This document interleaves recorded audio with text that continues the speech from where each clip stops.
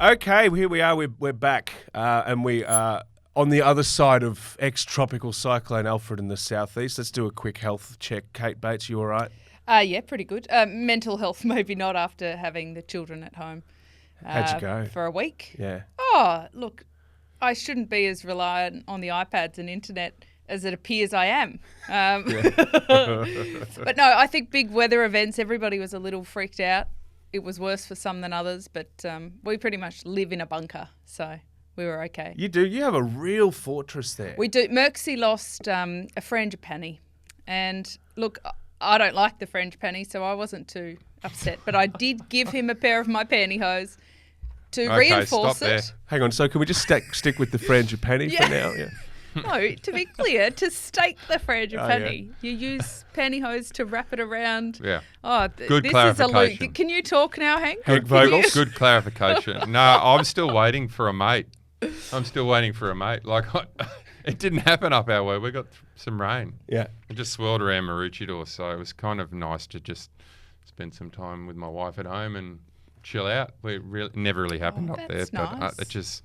A mate of mine lost his business, but that sucks for him. But Ray White and Ambor went under, but he'll survive. But yeah, no, it was all good, mate. It was I just got sick of watching the news, so and I just didn't get to ride either, which kind of cracked me a little bit. But Well, I Zwifted.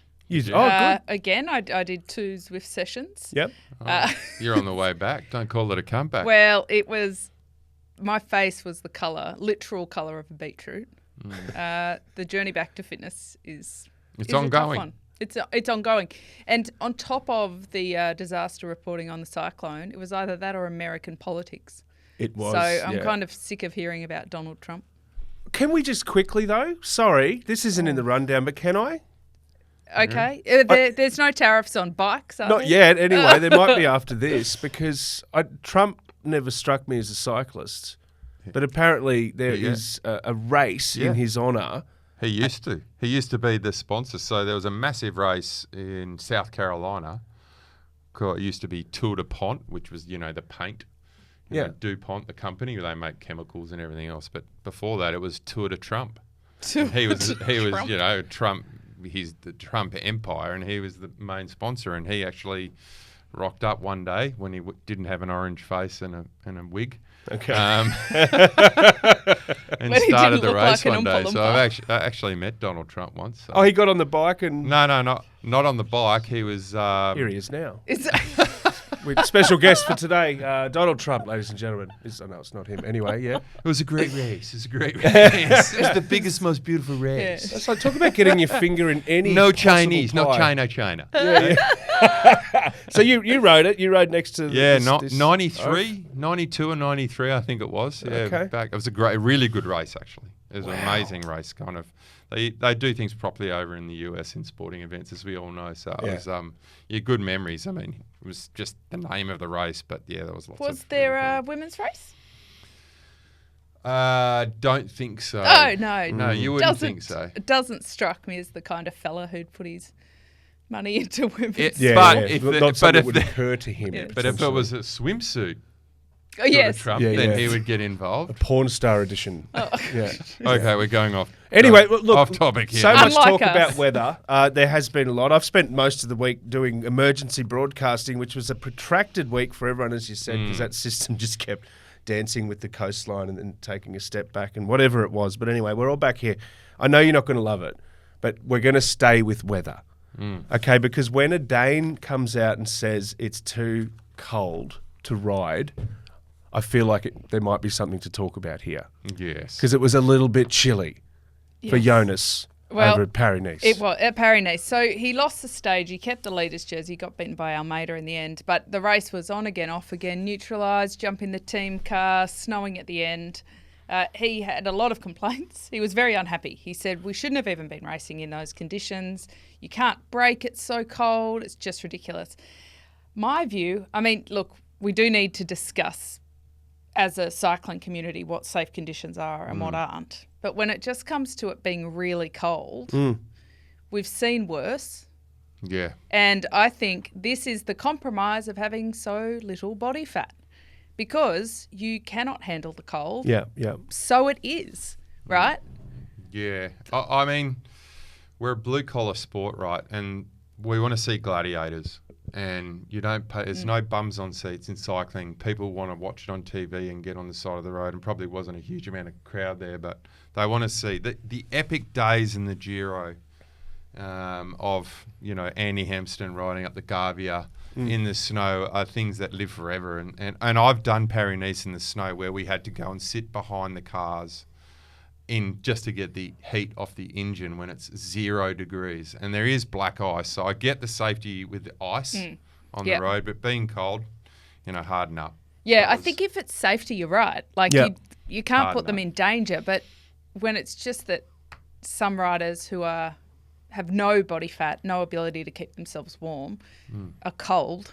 Yeah. Are they complaining about the more about the cold, the chill that they're feeling, or the functionality of bikes and brakes and the braking? I think for him was the big issue. I don't think you'd see many Vikings do that. Yeah, Hold on.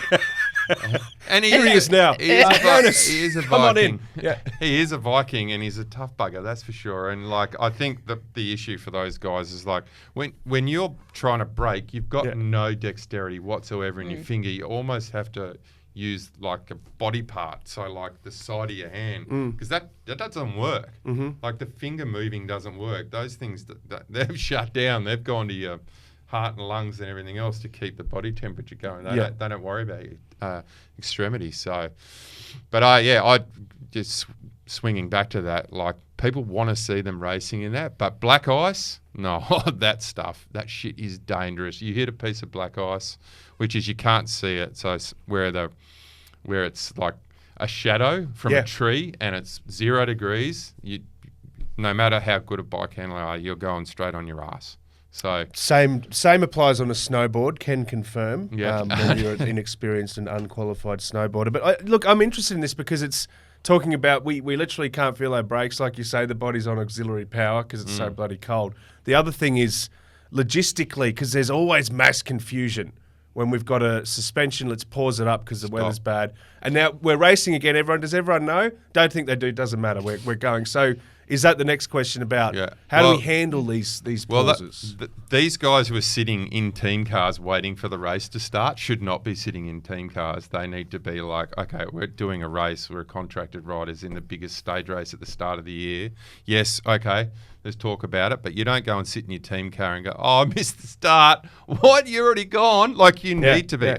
We had this happen not long ago. I was in China in Tour of Malaysia, and we went over a range where there was 0 visibility because of fog. Yeah. And the guys are stuffing around in the car. I'm like, they're gone, boys. Like the race is on the radio, get going. And they had to chase for like 10K to get back on. So you got to be you got to be present with an event. You can't just be cruising around, turning the heater up in the car and going, when are we going to start? I'm cold. Like, get on with it, fellas. You're paid to do it. It's on television. It's on, 180 million people are watching Paris-Nice in Europe, globally.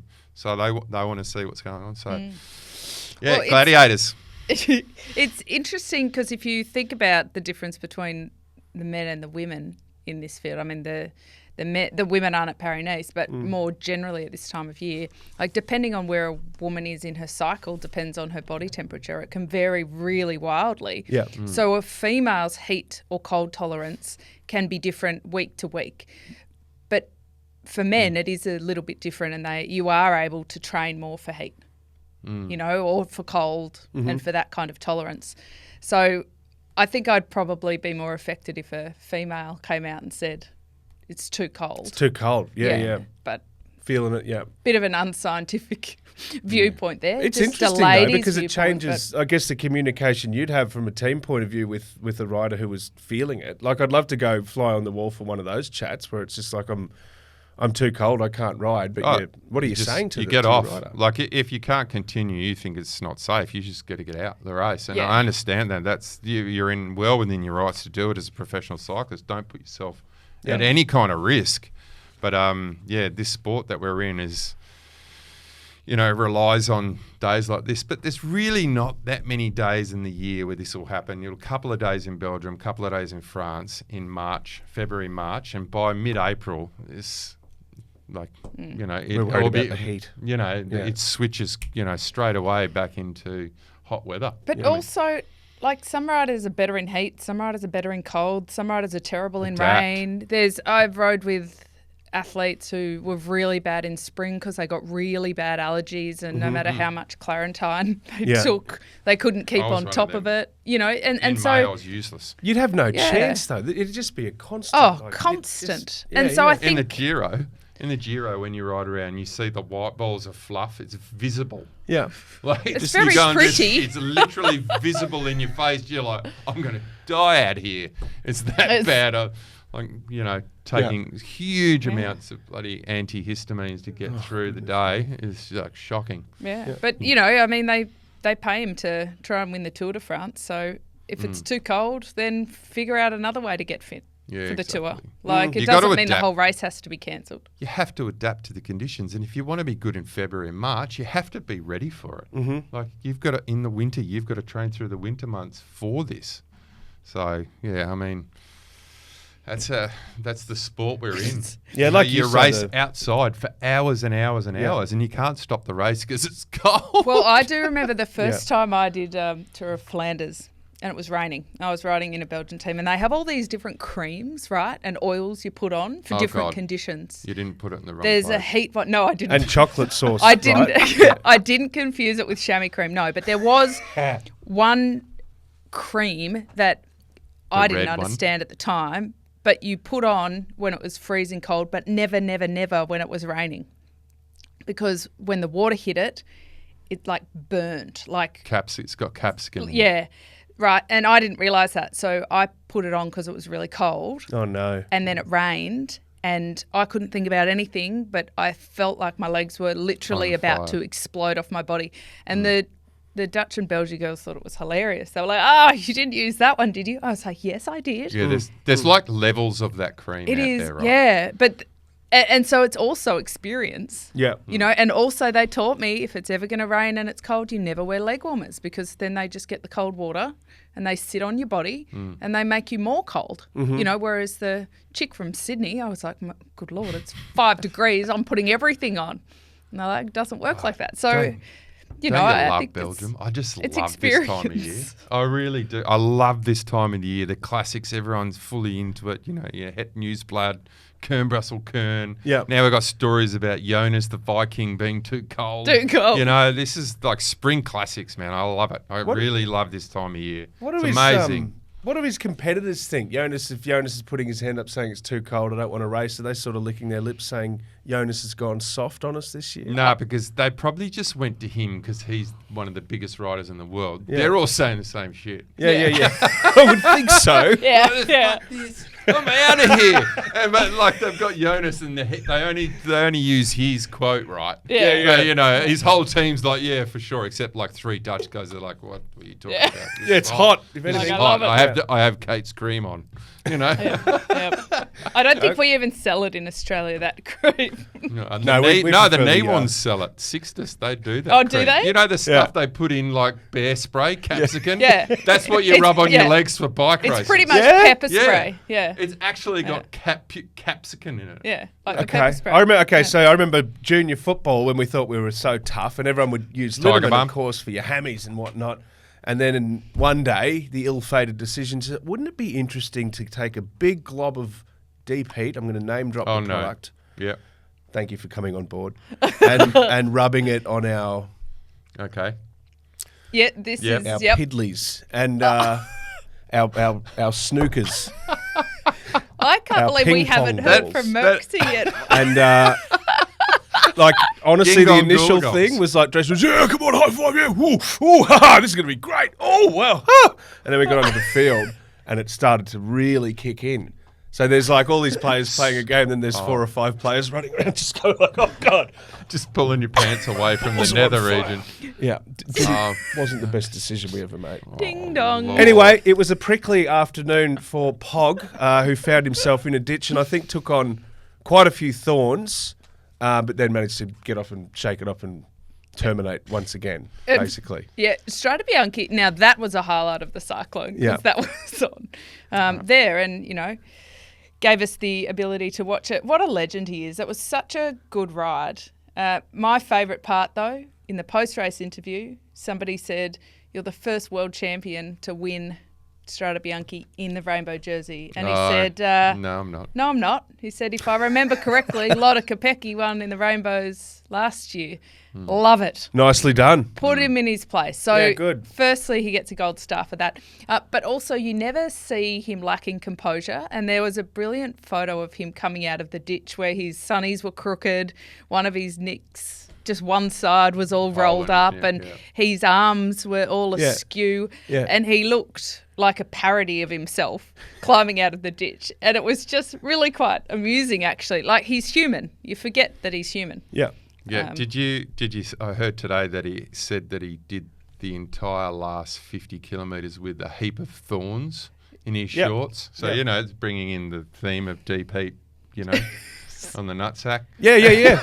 It kind of felt like thorns that you'd had in the microwave for 3 minutes before impaling yourself with them. Yes. Well, on a Commonwealth Games training camp, myself and a girl, Alison Wright, we were the only two ladies. It was, well before Teams Pursuit time, right? Anyway, we went on a long ride. It was pouring rain.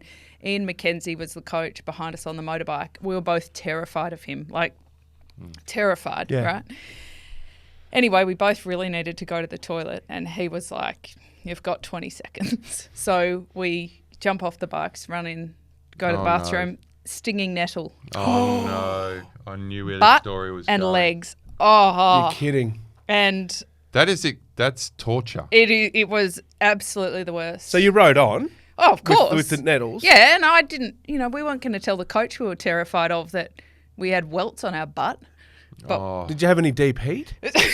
Thankfully, Just to no. divert from the... Thankfully, no. What's the biggest... Is that the hardest thing you had to finish a race? Like let's call it a niggling training. injury. Yes. That was training. That was pretty brutal. But I don't reckon Podgy would have even felt the thorns. Like, he would have been aware that they were there, but I don't think he would have bothered him until afterwards. Well, this is according to Velo. After returning to his Monaco home and doing a final post-race clean-up, Pog discovered dozens of pesky little spiky things embedded into his skin that was already shredded with gashes, cuts and abrasions. So, are we talking like farmers' friends? You know those little things that stick to you? Oh, in little clusters. Yeah. Those little... Well, I kind of want to know now, because this legend is going to grow or diminish depending on the quality of the thorns. Because if they're just little bindies, I don't know. you get them in your sleep. Yeah. I don't know. Just running out of things to say about him now. Like, he's got to the point where if he's going to start something and he wants to win it, he pretty much will. He does. Well, Merckxy, you enjoyed watching it? I did, but I was just going to say, how lucky was he not to hit something? Yeah. Yeah. A wall or a barrier or nothing. Well, I mean, this time last year, half the Pelo was wiped out in that one crash in Catalonia where, Evenepoel, Vingegaard pretty much lost his Tour de France title. That could have been. And but I must admit, guys, like, Pidcock has gone to another level this year. I love it. I love seeing him just going on the attack and actually, like, he's now got a new lease on life with his new team. He doesn't seem to have any pressure on him because there was this weight of expectation on one of the world's biggest teams, and now he's gone to a Pro Tour team, not even a World Tour team with Q3 6.5. And I'm loving how Pidcock just says what he wants to. He's so open. A little bit of a rat bag. I like a rat bag. These are the personalities you like we a want. rat bag. Yeah, I do like a rat bag. And he's under Doug Ryder there, who is just legend too. Yeah. Such a chill, calm, reasonable person. Yeah. And this is a really good example of culture. Yeah. Right? Perfect culture fit, because he clearly, it's not like over the off season he turned into a new athlete. Like, he's Olympic champion, world champion. He's always had the goods, but at Ineos he just didn't have the didn't have the right team culture to make it work. Yeah, and they're like, you're the team leader. So what do you want to do, Tom? And he's smashing it at Adriatico too, so it's great. Well, they've won more really races this year than they did for the entirety of last season. Yeah, that's cool. And it's just a bit, cool. and just early March. So, bloody great start by them. Yeah. I want to just unpack, so having a stack falling into a ditch and still winning the way you do, just some of the power on display. Can we just unpack how he was able to win that race? Still, we know he's phenomenal, but... apparently he averaged around 630 watts. On that climb. Which is, I mean, Is it because human? I've been riding Zwift and looking at my power. As the comeback trail sharpens. I did like 275 watts for a minute and a half the other day and was pretty wrecked. Well, can we then, qualify and then that? you go from that to Thomas de Gent when he used to just ride the pillow out of his wheel. He used to be able to do 500 watts for 5 minutes, right? Yeah. This is 5 years ago. Yeah, wow. So now Pog's gone 6:30. Yeah, try hold and my follow me beer. after 180k on gravel after I've crashed. Full of thorns. Full of thorns. Yeah, It's just little the bits and pieces and consistency. nooks Grades and and crannies cuts and- that yeah. shouldn't be there. So, and then peaking at 810 watts. So like some guys sprint at 1200. So So just he the- wasn't sprinting. He was just, in saddle. yeah, it was pretty impressive. I mean, we don't often hear about the women's powers. I'd like a bit more info on that. Yeah, absolutely. I'd love to know what Lottie Kopecky puts Yeah. out. What did she She put looks out? as Yeah. though she's got some don't know. serious wattage, hey? I mean, I sprinted at about 1250 watts was my sprint. I mean, when I'm not talking for 10 seconds, like that was my This max was on power. Zwift yesterday. Yeah.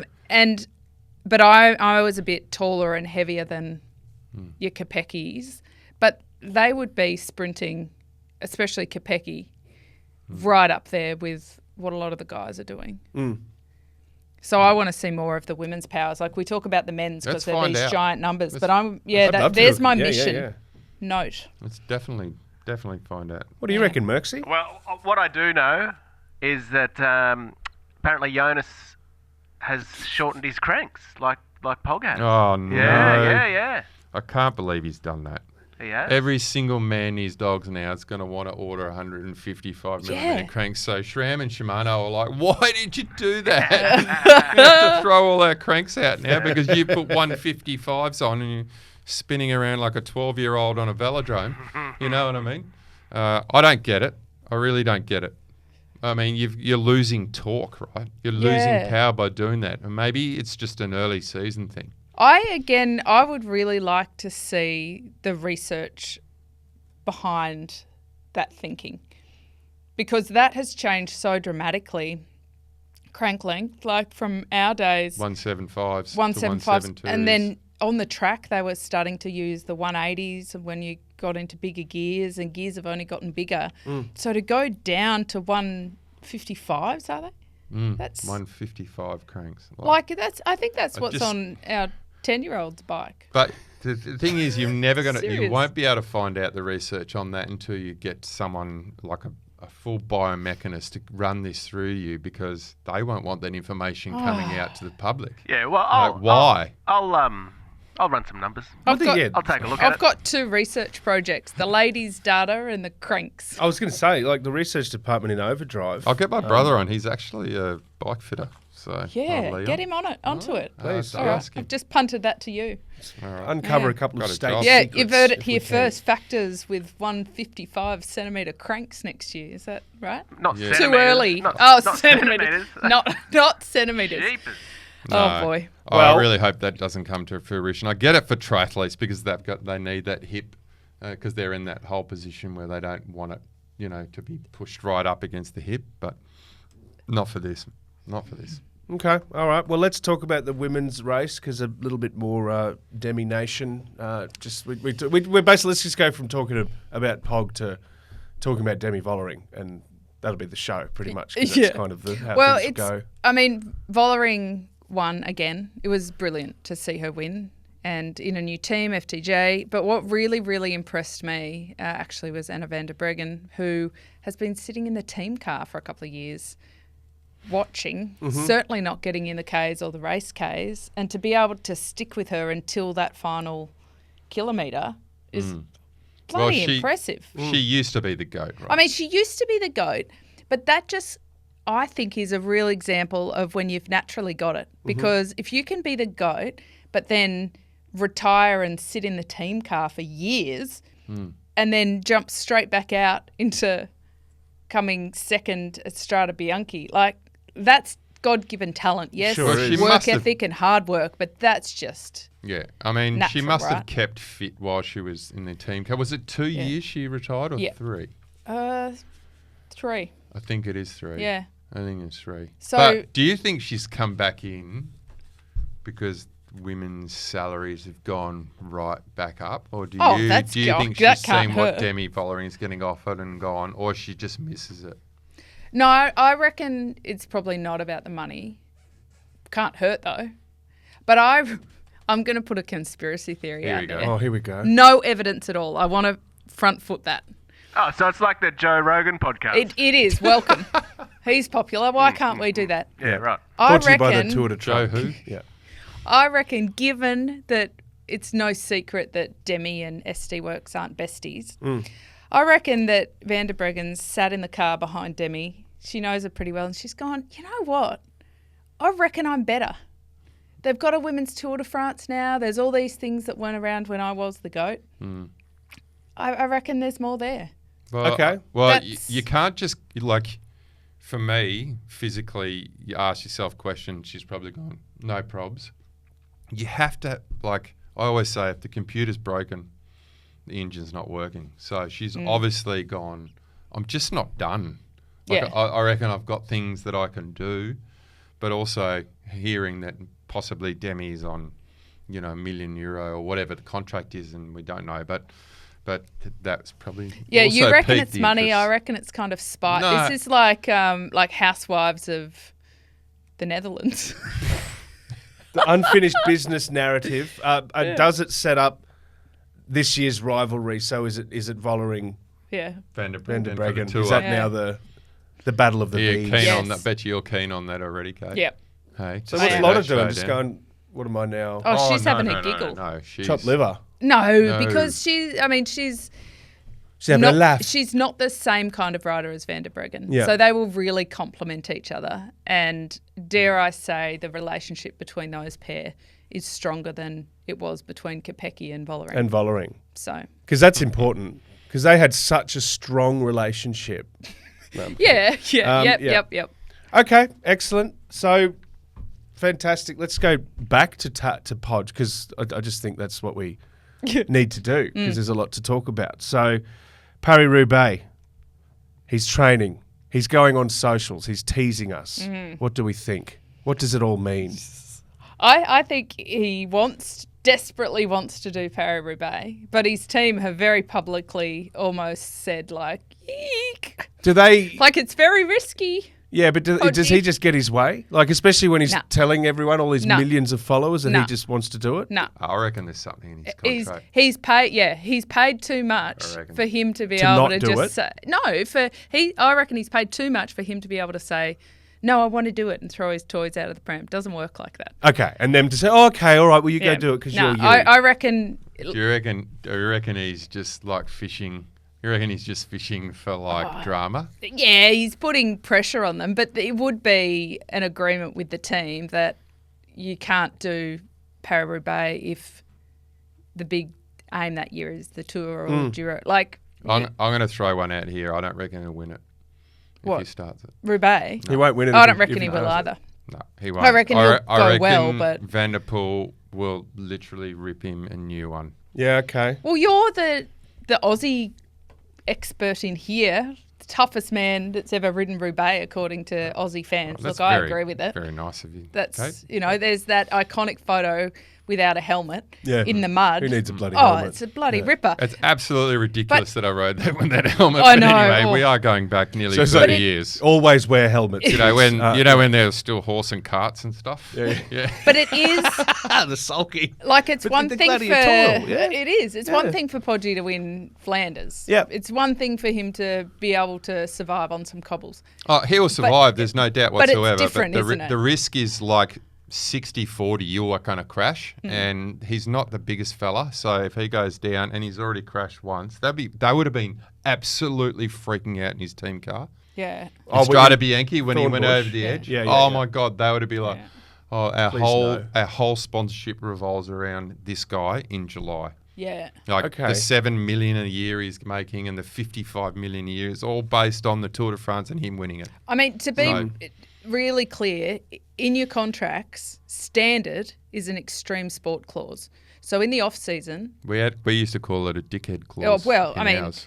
You couldn't do winter sports. You couldn't do a heap of. There were so many things that you weren't allowed to do contractually. Skydiving, snowboarding, and if you got injured, if you did it anyway and got injured, contract void, right? Yeah, you were stopped, paid for that period. You're out, and possibly fired. Yeah, but this is a race. Like, he's not saying I want to go cave diving. He wants to compete in a bike race. But it's also a very risky. It's the riskiest race you can do. You will crash. Yeah. So they need to protect him from himself. Correct. Yeah. But at the same time, I think it's a difficult one to manage from an ego perspective, because he's obviously got this itch he wants to scratch. There'll be a time for that. Yeah. There'll be a time in Pog's career when he's won 6 or 7. So he'll come back to this. He'll come back to this and go, I don't really care about the Tour anymore. I've won that many. Yeah. I've got that many jerseys floating around. My washing basket's full of them. I want to go and I want to have a red-hot crack at Roubaix and Flanders and some of the other races. So there's no other dangerous races really around. Like, Roubaix is your most extreme. There's 56 kilometres of cobbles. And when I mean, they're kinderhoofdjes. And kinderhoofdjes are children's heads. That's what the Dutch call them. They're called children's heads. They're that big. They're big cobbles. Yeah, big cobbles. So, and they're actually 10-pound babies. The wrong way. That's what we're talking about. So, like, the cars generally go one way, so the rocks get pushed one way, and then you hit them. So, it's really bone-crushing teeth. You know, like, it's terrible. Chattering. It's so much fun. It's so much fun. I love it. I miss it already. Behind the scenes, knowing what we do about Pog and the super chill sort of guy he puts him up, is he okay with this, with team-wise? It might frustrate him. Stop clipping my wings, guys. But again, you can't have it all. Like, you can't get all the money for winning the Tour and that be the big focus, and then decide, I still want the money, but I don't care about that anymore. But is this the rider business of the past few decades that has shown hints that maybe he can have it all because he keeps defying everything? Nah, still don't reckon. Not from a business perspective. Okay, all right. It's kind of like me, guys. I want to go and direct Australian Idol, but you keep me here. Yeah, well, there's a very specific clause in your contract. I love Australian Idol. Aren't you on maths or something at the moment? Or and look, to be fair, you didn't say direct. You said audition for, and we were trying to protect you from yourself there. But if you want to direct, that's a different conversation. But to be clear, Henk, I love maths. And Merckxy has said to me, you are not letting me get sucked into this. I am not I'm with you, this. Merckxy. It's trash. It's like Aussie white trash on TV every night. I don't love it. To wrap it up, I reckon they would need to do a big content series around it. Like, if he was going to prepare for Paris-Roubaix. Massive commercial opportunities. Massive. Yeah. So I just don't see a teaser little Instagram post as the... It's nothing. No. And he does this sort of thing, doesn't he? He's Doesn't teasing mind a bit us. of shtick. Yeah, okay. He'll have more yellow jerseys than thorns in his rear end by the end of his career, let me tell you. Let's go to Spring Classics coming up. Catherine, what has got you the most excited? Oh, Flanders. Flanders? For me. What did you say? Wout van Aert. Wout van Aert. Hang on, how long did we last? Thank you. Okay. 20-odd minutes without just saying that, Kate. I didn't bring that up. He's a little underdone. He had a little bit of chub going on in the last race. Wout undercooked. And I'm talking about his muffin top, not the other chub.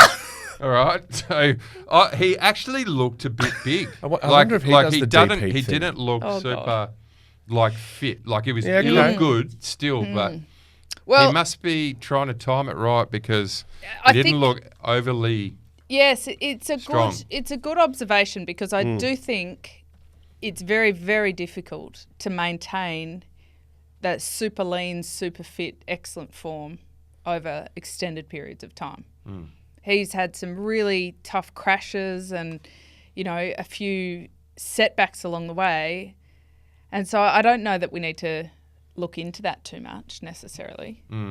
Yeah, I mean, he's probably timing it right. Yeah, it's about timing. The guys that are good, you can in lean February up pretty quickly when you're ready. April, in classics. Yeah. The guys that are good in February generally are done by April, and he's timing it right. It's a long classics season, really. I so want to see Van der Poel and Van Aert go head to head again, like with at the end of the classics. We're living in their world. Do you know what I mean? We've got the Pog and the Vingegaard show, and I love seeing Van der Poel and Van Aert go. Yeah. It's that rivalry is just fantastic for our sport. So I really hope, Van der Poel's obviously in good nick. Rocked up to race the other day, Samen. I wasn't even going to do it. One of the riders pulled out and he said, no, I'll do it. And he rocked up and just toasted everyone. So in La Semaine last week. So, yeah. Form is form. That's great. I'm looking forward to seeing Kopecky get out there. And Balsamo's been on really excellent early season form as well. I think Ruby Rose-McGannon for the Aussies. Like, I reckon the women's side Ruby's starting to come along, isn't she? Oh, she's so talented. She's really quick. She's racing exceptionally efficiently as well. And she's got a couple of years now. And she's she's got been a bit of experience. And I do think that she's really underappreciated, underlooked at by the internationals. Like, we know a lot about her. She just needs to be one big. She's under the radar. One. She wins one big well, one, then, and then it won't all happen. changes. Well, yeah, that's what I meant. Like, she's had some good results, and she started with us Yep. in the ARA team back in the day. So I love seeing that whole crew. It means a lot to me to see those girls and doing as well as they are.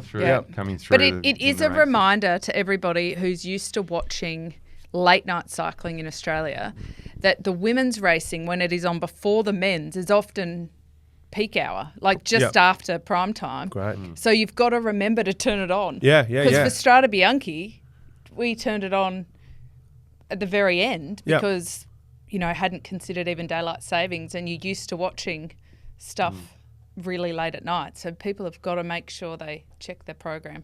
And broadcasters make sure that we are seeing it. How are you watching it? How did you watch it? Strade Bianche. It's not easy. Yeah. SBS, I watched it. Yes, but there's what's that website that we've been Stay Live? Okay. Is in Australia. If you can't find it on SBS, Stay Live is a pay VPN, service. Is it? Okay. It's a pay service, but it's cheaper than the European versions now. Okay. So if you can't find it on SBS, Stay Live is where you find it, but you will have to pay. But Stay Live has pretty much everything. That is not the website I thought you were talking about. No. Oh, my heavens. Moving on. Glad I didn't Moving on. answer. Okay, Stay Live, not to Merckxy. be mistaken with OnlyFans. So, who else do we like ahead of the the upcoming races? You said it. We mentioned Van Aert. We talk about the poo, of course, as well. Well, will we see Alaphilippe? Thank you. Well, That's what the you wanted. The Trek boys are going. Jonathan Milan's on fire. Oh yes. I reckon he can win Gent-Wevelgem, one of my favourite races. But the Trek guys, is Pedersen's stomping. That whole team has gone another level this year. I'm conscious that we have gotten a little bit off track today. Conscious of that. Fallen into a big bush of thorns. We have fallen into a big bush of thorns. But Henk, Jonathan Milan, he's like your build, right? Oh, he's bigger than me. But like Van Aert, Van der Poel, like tall, 6'2", 6'3". big frames, and then you compare and contrast with some of the more delicate riders, and even like Poggi, Evenepoel. They're all jockeys. They're all jockeys. They're all tiny. But a lot of these really big kind fellas. of pure spring Rulers. classics, it's for the big fellas. Oh, it's absolutely. They love it. They throw their weight around, and I mean that figuratively and physically. Because I've just dropped Spanish climbers on cobbles. Come up next to me, and I've just thrown the elbow into them, and they've just hit the deck. Yeah. Like it's you or them. So they're on their turf. Yeah. So it's their time to shine. It is their time to shine. And it's just a little bit more it's a vicious, power a bit riders. more open slather as far as that jostle goes. You never ever want to hurt anyone, but if you're fighting for a line on cobbles, Yeah. you're just leaning on someone to get out the way because the cobbles are, they're shaped, the wheel ruts of the tractors for the last 120 years is the cobbles, and in the middle there's a bump, and that's the smoothest part of the cobble. So that's where you need to sit, and if you're sitting in the wheel ruts, you're in strife. And Everyone wants the wheel ruts. So Yeah. sorry mate, you're not coming up here. You're staying down there. And yeah. And 2 metre 90 kilo Jonathan Milan. Yeah, is going up against, get his way over. Chavez. That's going to be a bit of a mismatch. Is there a little bit of a, how they, certain sporting events, it's like State of Origin, for example, it's like officials will be a little bit more lenient and allow a little bit more brutality, perhaps. Is there any of that from officials? No, there's not. But like every rider in the peloton has a respect for another rider, but also they know that if they try and push someone up on rules tour, apply. You're trying to go for the best line on a cobble or a cobble climb for that matter. So you try and stay your line and you just need to hold your line. Yeah. So if someone comes across, you can lean on someone. You don't get scrubbed unless you're in the last 200 metres for going off your line in a bike race. You can weevil across the road all day, every day. Yeah. But that only applies to Caden Groves getting the yellow card. Remember we talked about this last week, how they were the fun police. Yeah. Well, Caden got a yellow card like a day after our last podcast. Well, so we are going to talk about this, so I may as well go to it now. ProVelo, Sydney, Harbour City Grand Prix.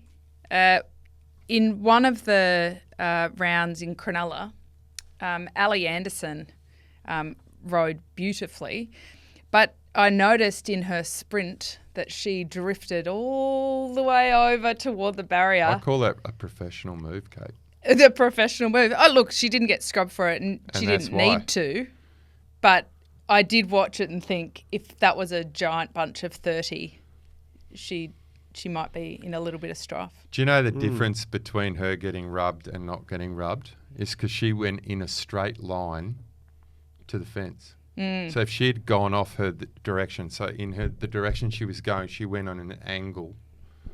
Like she went in a straight line. Rather than a right-hand turn. Yeah, she didn't right-hand turn. Yeah.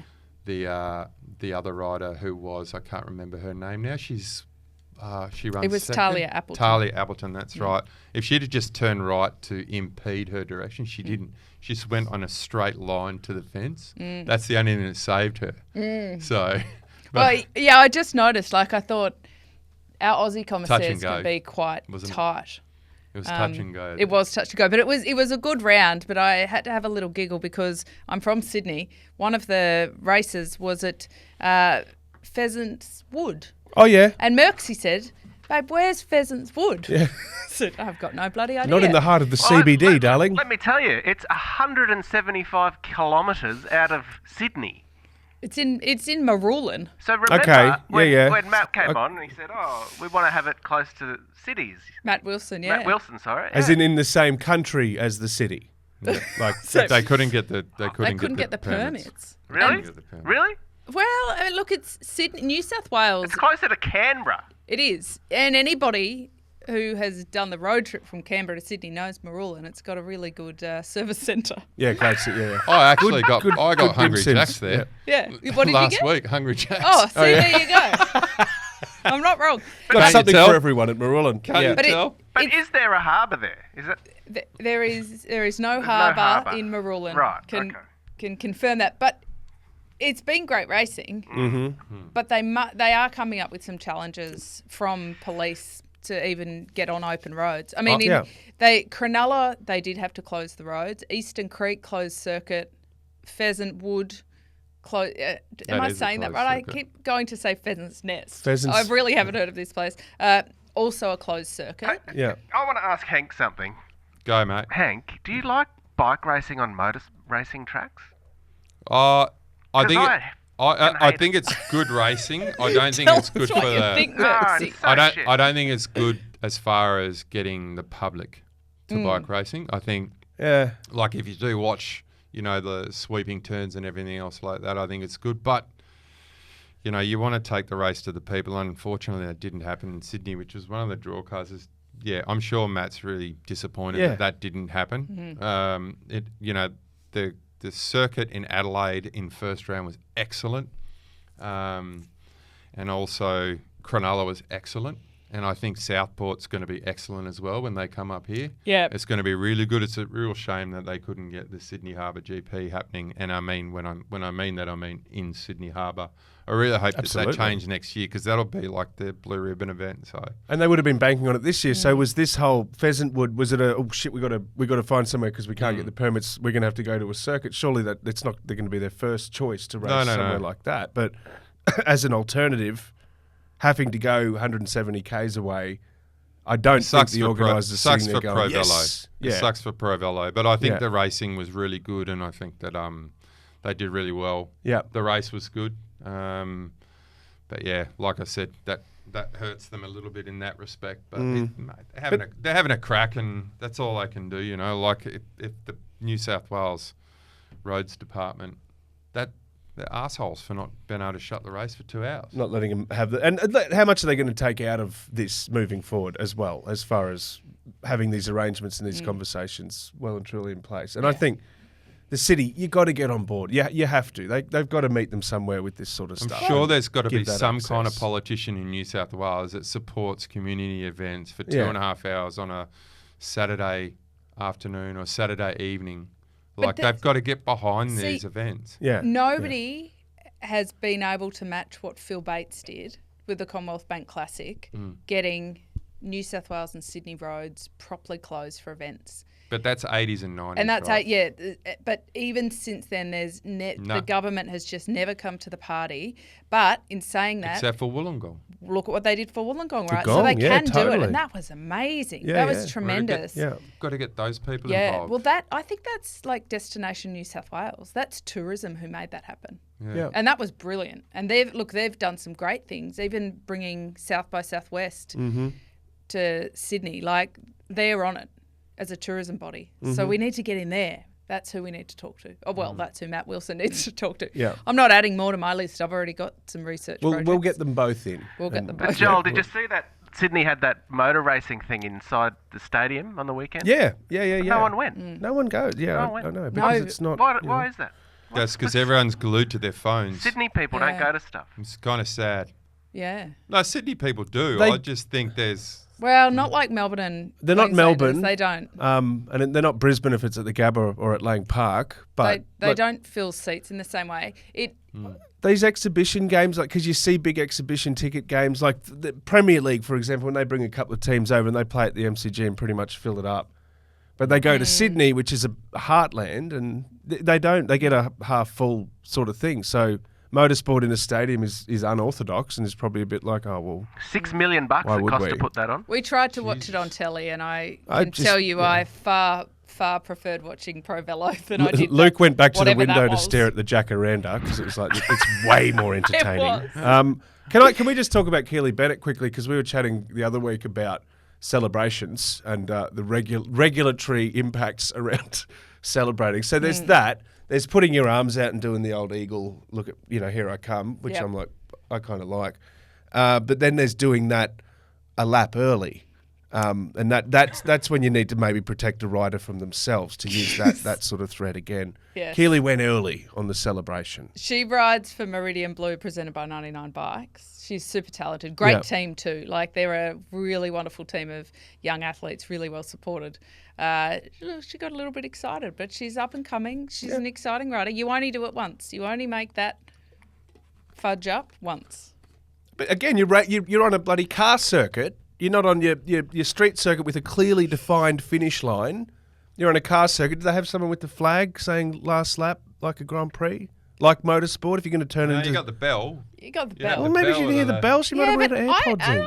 Like, it's a silly mistake to make. But also, when you're on the edge, like, you're not really thinking straight. Yeah. You're in a little bit of Disneyland. She was a bit cooked. She'll never do it again. And she's young. That's right. Never do it again, and she's young. Again, I can guarantee you that. Not with a wheelhouse ripping into her. I'm loving it. Oh, my God. There was... I think I'm done. Pause for commercial, Luke. Thank you for the wonderful day. I think we do need to get Trump on just to level this up a bit.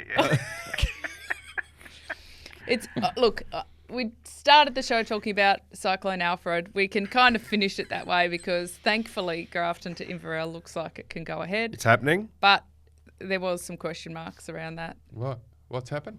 Well, because they had some flooding, Hank. Oh, won't that make it more exciting? Like if you have to Like get off and go cyclocross. across, like, riverbed creeks and stuff, like go straight cyclocross. Well, you know Yep. what? This brings it back to where this kind of racing is so good for the community, because that is a community, the Northern Rivers of New South Wales, Yep. that needs They some really get tourism. behind They this need race. the dollars, they need the support, they need the love, and so it is Well a said. brilliant it's a thing for great them race. to be able to be there. Grafton's Great so race. awesome. Like that range, the Gibraltar is unbelievable. 70k to go. We've got there's a huge amount of climbs, and everyone's on their last legs. They do really get behind. I really hope it goes ahead. Yeah. I haven't heard that it's not going to go ahead. No, but they did say be prepared, keep watching, because we don't know. But Okay. we've heard. I reckon everything will be it's looking sorted good. midweek. Yeah, I heard that next year they're possibly going to have the Harbour City GP in Grafton. Guys, Oh, don't chuck the knife in. Merckxy. all right. Merckxy. Look, we've still got in a box at home. My dad won a koala at the Grafton to Inverell that is like a plush real toy. koala? No, Yeah. it's a plush toy, but it looks. When I was a kid, I 'Cause was you win terrified of cows it. in the Tour. I know you win actual cows. Yeah, you win cows. Well, but That's why I this said that. No other Koala looks like it's taxidermied. It's not. Oh, But it That'd must be have weird. been like the style Yeah, at yeah. the time in Yep. the So it's early scary? 80s. It's got Scary? like hard claws on it, and oh, really? you could So probably it's like a drop knock bear. it. And it's definitely It's not. like a drop bear. A Yeah, drop bear. It's definitely not a stuffed. it's not. No, it's not taxidermied. Yeah. Okay. It's.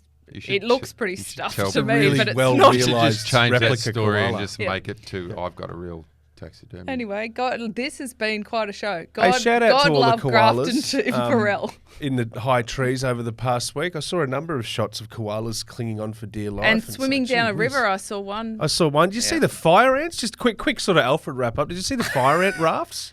No. Look that up if you don't That's get a chance. terrifying. The fire ant rafts going down the Brisbane River. They made rafts. Yeah, they turned The themselves ants. into this little, probably yay by yay, Did 2 they feet by 2 go out feet into the right? sea and die a painful death? I that's what I like really a lot hope of people so. are kind of going. That potential plague that we didn't really think about. Is there a way we could get rid of them really quickly? And just I'm let not some sure. stuff out of the dam. I th- Let some water out of the dam and Oh, my flush those little buggers straight down the river. They're everywhere now.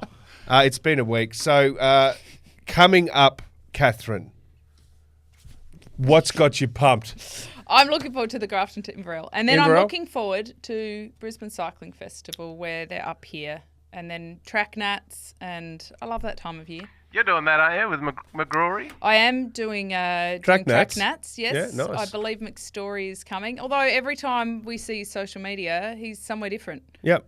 From ProVelo to bloody Whistler or Japan. He gets Like, around, it seems because- to be yeah. everywhere. He's the everywhere man. He's living the life. Yeah. He's been everywhere. I have seen man. Brisbane Cycling Fest getting out and about with their ramping up the socials and whatnot ahead Yeah. of the festival coming Well, I back have no together. ambassadorial duties this year, so, Okay. quiet time. We'll get in and do the family ride. Yes. That's why I bought my bike in today for Merckxy the mechanic to have a look at. Hang on, Yes.